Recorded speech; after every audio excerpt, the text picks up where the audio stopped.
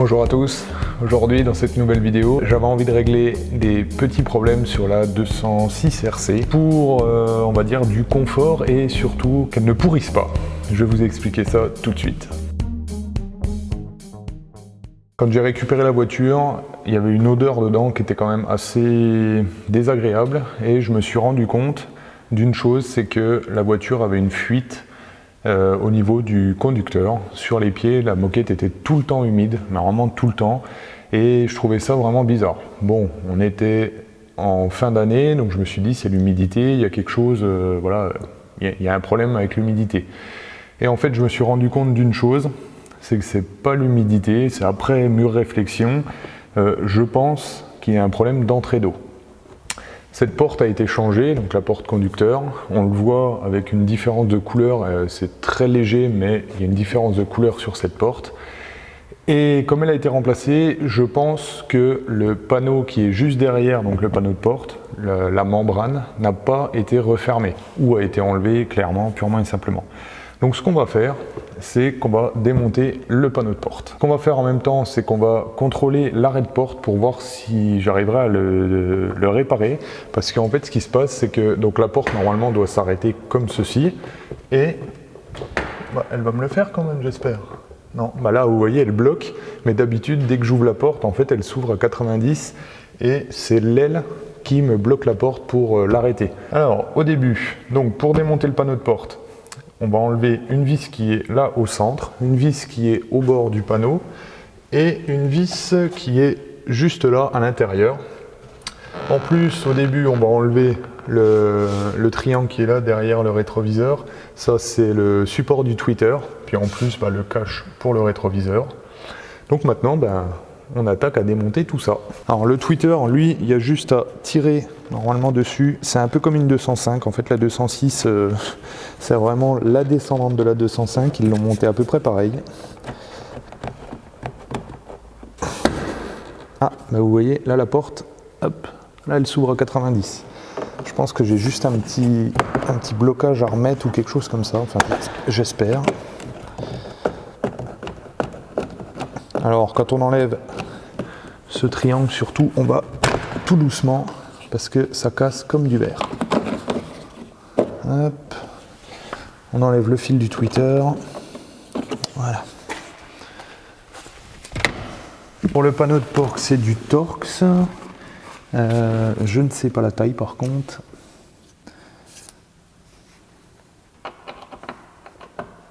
C'est celui-là, donc c'est du Torx de 20.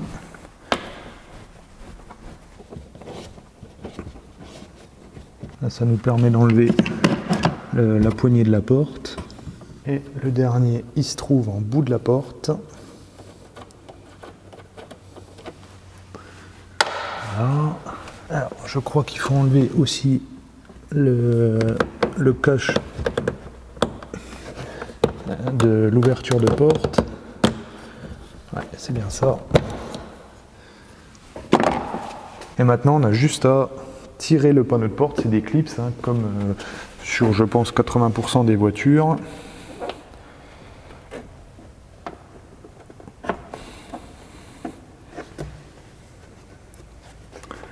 Alors, je fais levier avec un tournevis. Je vais aller chercher un plus gros. C'est le premier qui est sorti. Je déteste ça parce qu'il casse de peur. Et le problème, c'est que j'en ai pas de rechange pour le moment. Donc j'espère que j'en aurai assez pour tout tenir. Ah, je pense. Au pire, j'en remettrai après.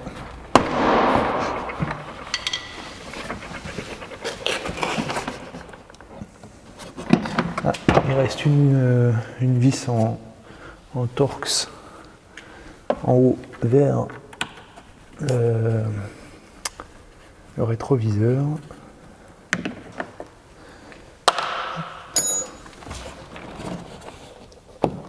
Alors là, normalement, elle est clipsée sur le haut.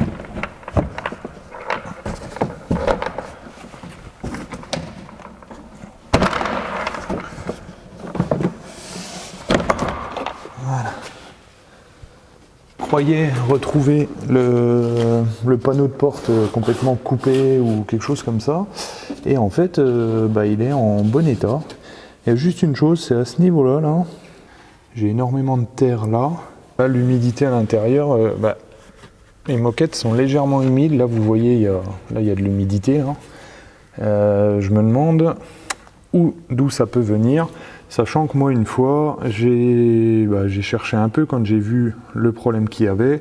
Et à ce niveau-là, là, j'ai vu une goutte là, qui coulait, là, comme ça. Donc, c'est pour ça que j'ai cru que c'était le panneau de porte. Le truc, c'est que quand on regarde entre là et là, ça pourrait quand même venir simplement de ça.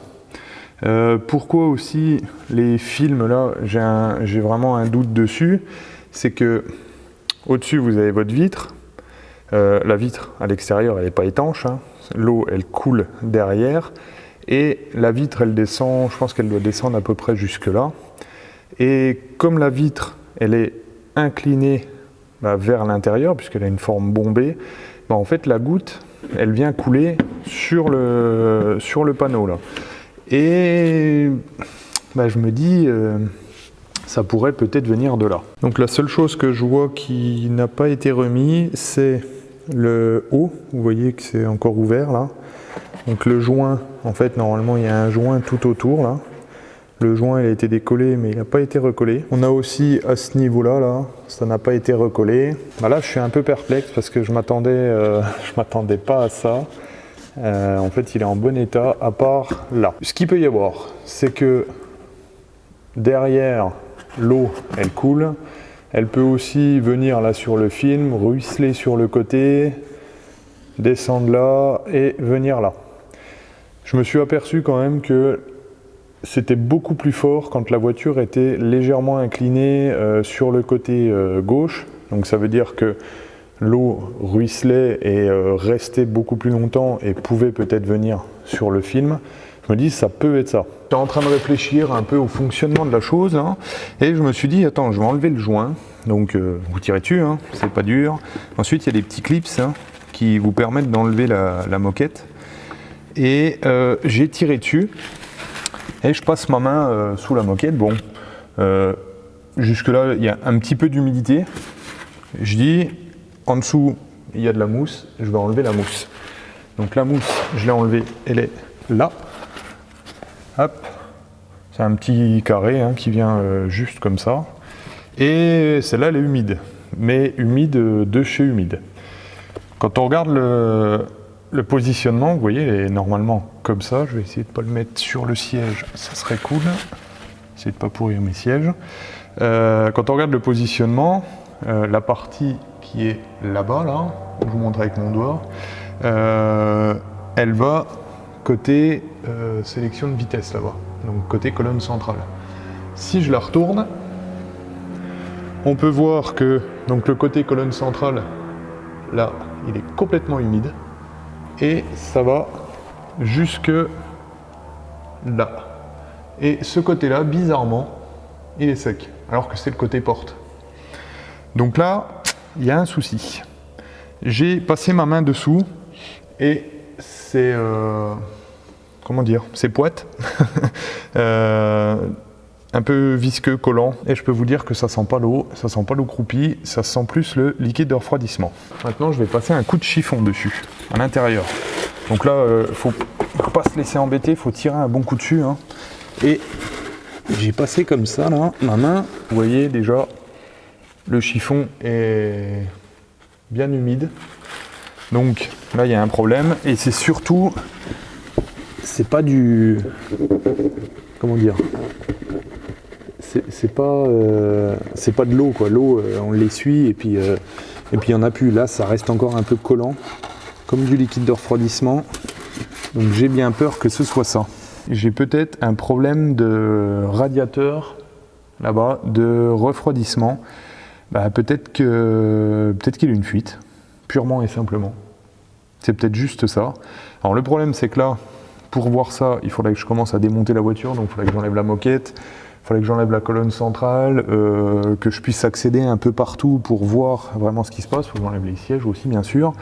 Mais là, je ne suis pas dans mon garage, je suis un peu loin de chez moi, donc je ne vais pas m'attaquer à démonter tout ça. J'ai ouvert le petit cache à côté des pédales, là-bas dans le fond. Là. Donc là, il y a le radiateur qui est... je ne dis pas de bêtises, il est là.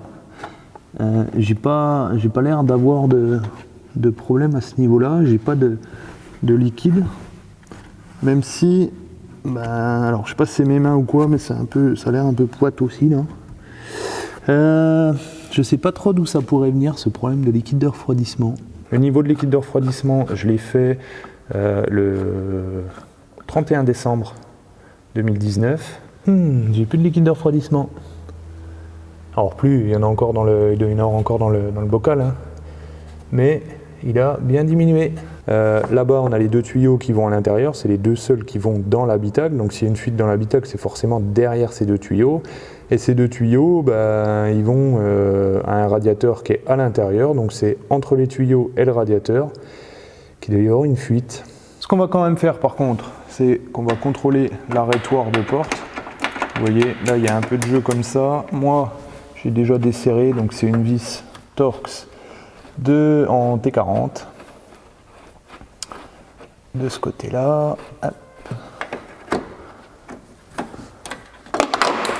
Oulô,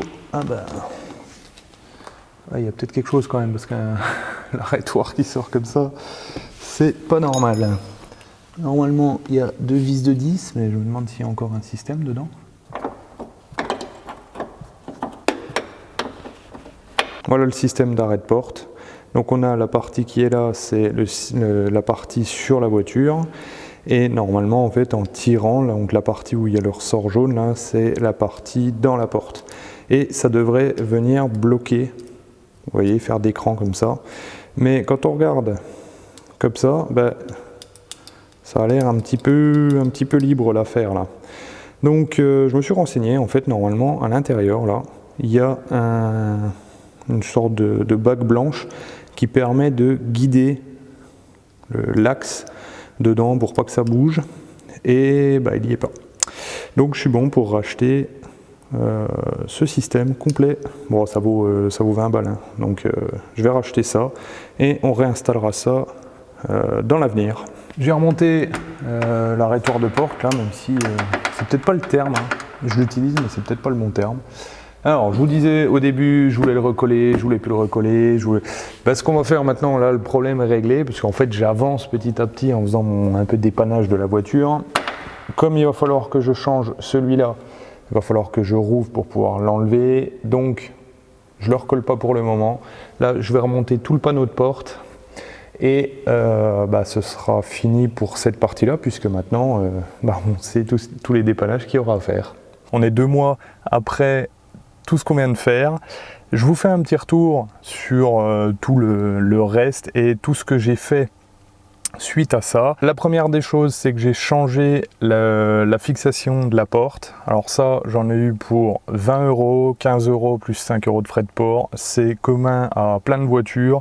Pour vous dire, on les trouve même sur AliExpress. Ensuite, j'ai recollé la membrane parce que je me suis rendu compte que suite à la mécanique qu'on avait fait, j'ai dû revenir chez moi. Je me suis pris un orage, mais comme pas possible, et j'avais bien de l'eau sur le bas du panneau de porte. Donc, il y avait bien une fuite d'eau de l'extérieur vers l'intérieur de la voiture. Ça, c'est indéniable.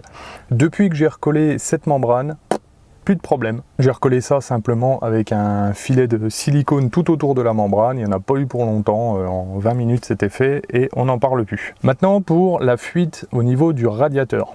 Je me suis renseigné sur internet et en fait c'est commun sur les 206, à peu près toutes ont ce souci là, c'est que les deux tubes qui viennent du moteur pour aller jusqu'au radiateur sous le tableau de bord, c'est des tubes en plastique. Donc le tube avec la température de l'eau, on est aux alentours de 80 degrés, et dans le temps, forcément le plastique il se ramollit, il se déforme un petit peu et il s'ovaliserait, ce qui ferait que les joints ne sont plus du tout étanches. Je pourrais remplacer le radiateur plus les tubes et puis voilà, c'est fini. Et je me dis, si beaucoup de personnes ont eu ce problème-là, donc c'est-à-dire que les tubes ont un problème, je me dis que je vais peut-être simplement remplacer les tubes pour le moment. En volume de liquide de refroidissement, j'ai dû remettre à peu près la contenance d'un verre, un verre et demi. Je croyais que j'allais remettre 1 litre, mais en fait non. Un verre et demi, ça suffit, donc pas beaucoup de pertes.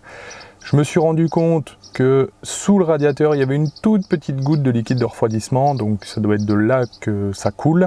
J'ai mis un petit absorbant dessous. Ce qui est bizarre, c'est que j'ai fait la même route pour aller que pour revenir, et en fait, j'ai pas eu du tout de fuite.